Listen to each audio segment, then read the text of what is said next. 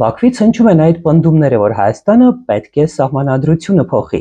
Հակառակ դեպքում Հայաստանը չի ունենա խաղաղություն։ Նիկոլ Փաշինյանը եւ նրա թիմակիցները երազում են մի փաստաթուղթի տակ ստորագրել։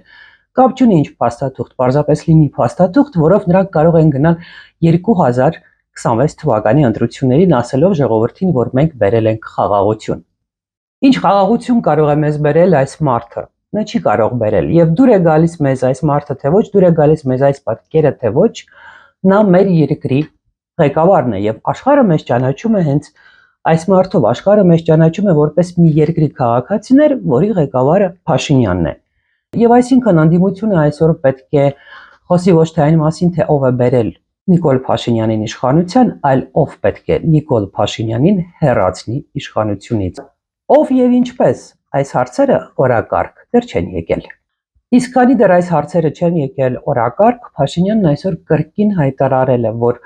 Ղարաբաղյան շարժման վերադարձ Հայաստանում չի լինելու։ Ղարաբաղյան շարժումը Հայաստանում չի շարունակվելու։ Բայց դա դեռևս չի նշանակում, որ նույնիսկ այս հայտարարությունների ֆոնին Բաքուն պատրաստ է պայմանագիր ստորագրել Հայաստանի հետ։